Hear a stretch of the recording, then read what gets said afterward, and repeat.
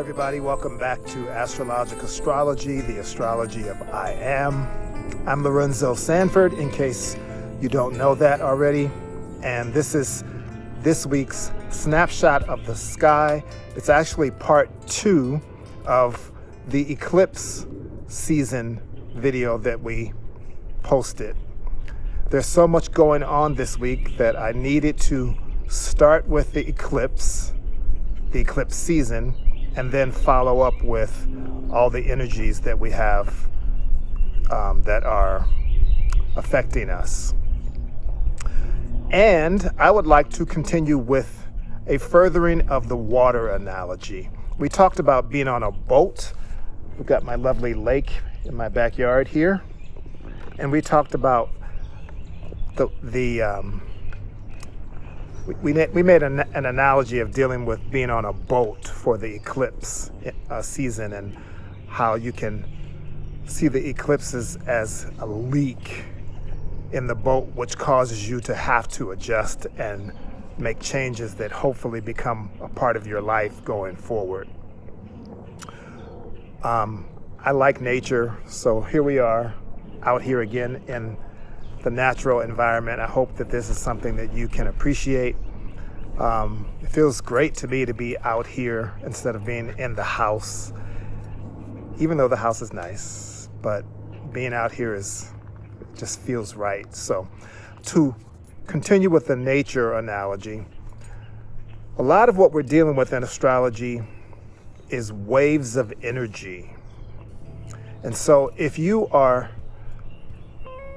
a person who is a spiritually oriented person, a spiritually minded person, think of these energies that we're describing each week as waves. So imagine yourself sitting on the beach. And if you've been to the beach at all for any extended period of time, you know some days it's cloudy, some days it's stormy, some days it's beautiful and bright, especially on the East Coast of the United States. The weather can change quickly. In the course of a day, you can be sitting on the beach early in the morning and it's sunshine and beautiful, and then 3 o'clock in the afternoon, the lifeguards are saying, you got to get out. There's heavy weather and it's not safe to be in the water. So you go in, you relax, you wait until it clears up. Hopefully the clouds go by, the storms go by, and you can go back out. Sometimes you can sit and wait it out. Other times you can't. My point is, when we're dealing with astrology, we're dealing with a similar approach.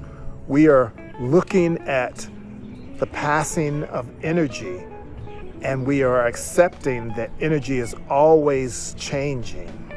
And energy is always having an effect in some way or another. A lot of the energy will affect you personally, and some of it will just affect everybody out on the shore.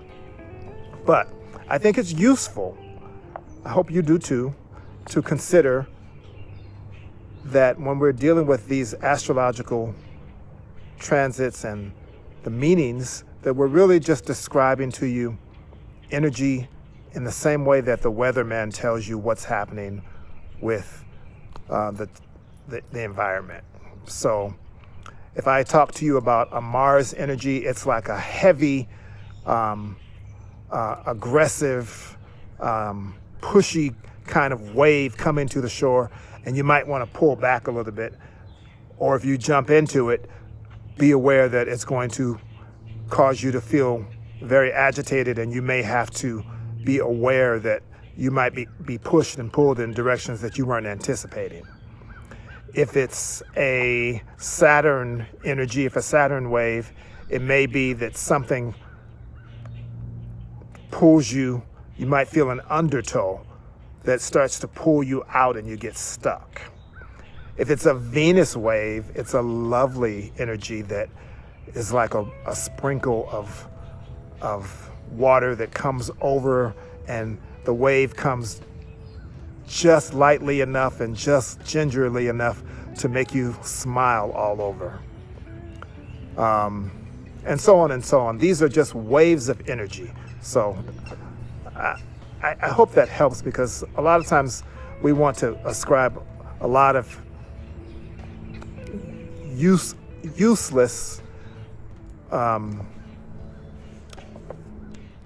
in other words, it's not magic and it's not mysterious. If you just watch and you observe, you can see that it's just energy, and it's always energy exchanging with the environment, and you have to adjust to it because you're in the environment. All right? All right. I'm glad we're saying this, though, because it is Mercury retrograde, and all during this time we have to reevaluate, reassess where we are, what we're doing. And so I'm glad that I'm coming back and saying this so that you can have another appreciation for what we're doing and for how you can deal with life's changes. All right. So looking at my trusty ephemeris, looking where the energy is this week, there's a lot of stuff happening. Particularly, I want to address the fact that the sun in Gemini is making a nice trine to Saturn this week. The trine is an aspect of stability, and Saturn and the sun together in an aspect that talks about stability gives you the opportunity to deal with all of your concerns in a very structured and responsible and mature way. So if you have had some challenges over the past week with this eclipse, the lunar eclipse in the past week, if you're feeling antsy because of Mars and Cancer, creating an emotional energy around you, this week's Sun trine Saturn is a good time to restructure some things, especially, as we've already said, with this retrograde period being about creating a self-audit for yourself. Lay the groundwork for some restructuring with this Sun trine Saturn. It'll be easier this week than most other weeks for you to find out what's practical, what's working, what's not working, and how you can make some changes that will give you simple and effective ways to measure your development and your growth. So take this sobering time and use it to your advantage, because, as we know, things are always changing and you won't always have this particular wave to support you. So use it. As you reevaluate what's going on in your life, decide how you're going to restructure some things under this Sun-Saturn energy. Also this week, something really nice. Venus goes into Cancer. And when Venus goes into Cancer, the planet of love is in the sign of warmth and nurturing and caring. So, what a juicy time to cuddle up with someone you care about, or to make someone you feel good about feel loved and supported and nurtured. What a good time to just have simple interactions that celebrate your common humanity, your common feelings of care and nurture for each other. It's really for people you care about. This is not necessarily the energy for going out and creating new relationships, although if you do, they will be characterized by a nice feeling of warmth and sensitivity. But this is a great time with Venus going in Cancer to put your hands on someone. Massage their neck. Give them a meal. Bring them flowers. Sit and say, "How are you? How do you feel? Tell me how you feel. I just want to hear you. I just want to let you know I care about what's going on in your world.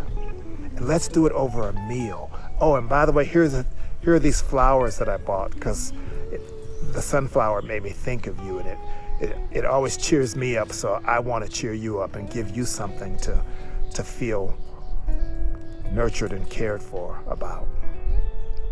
And I just love you. I just love you. I haven't said it in a while, but I just love you. It's that kind of energy. With Venus in Cancer, it's about connecting your heart with the hearts of people you love and care for.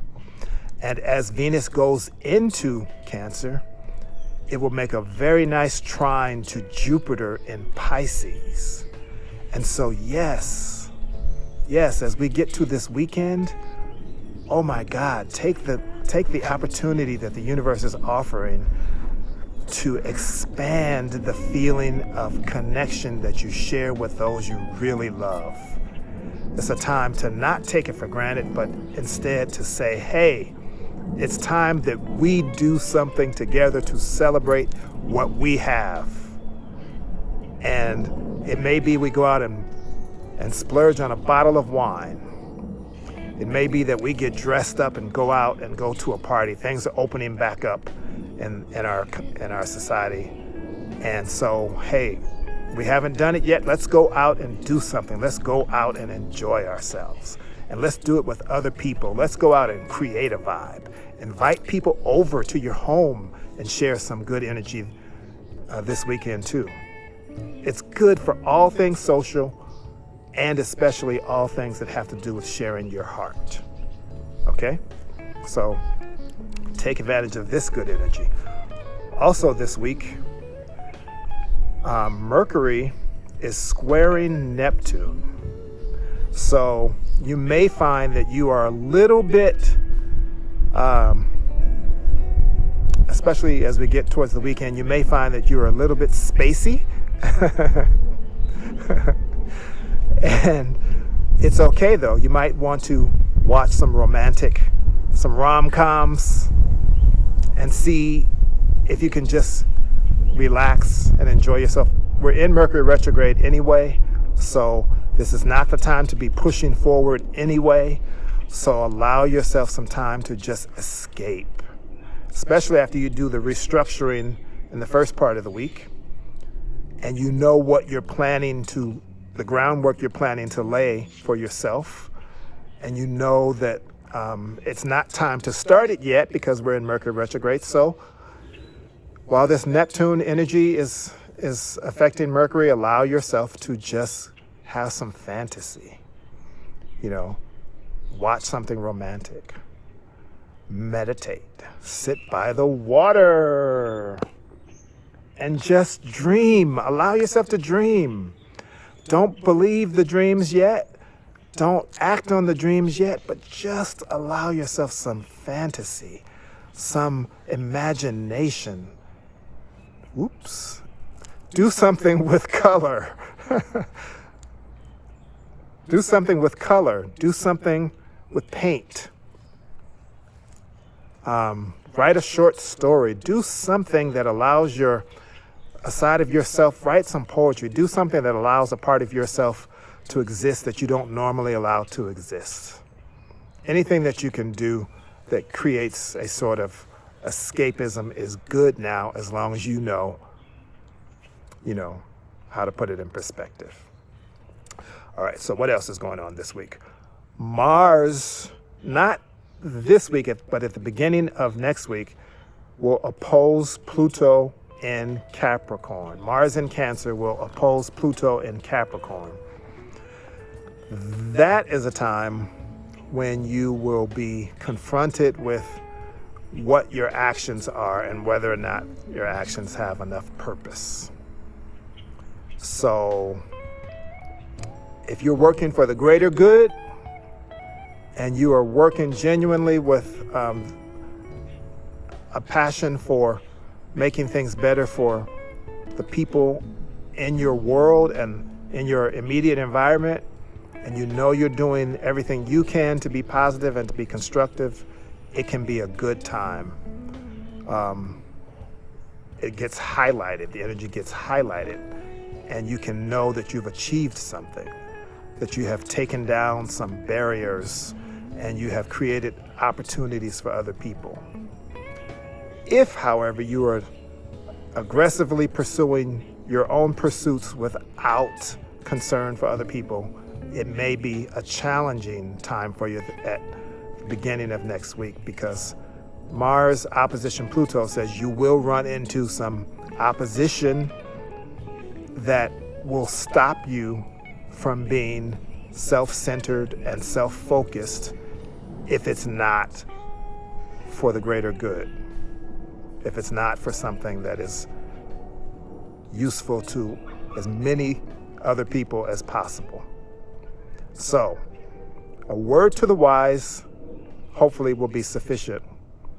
Align yourself with people who are moving in the direction that you're moving in, and create something, break down some barriers.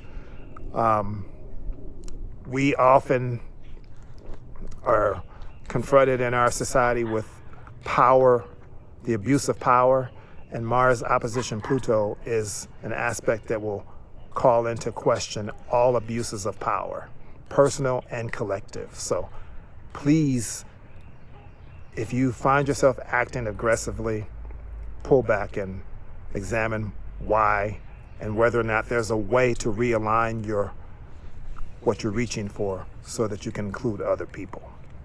You see why we needed to talk? This is a lot of energy happening this week.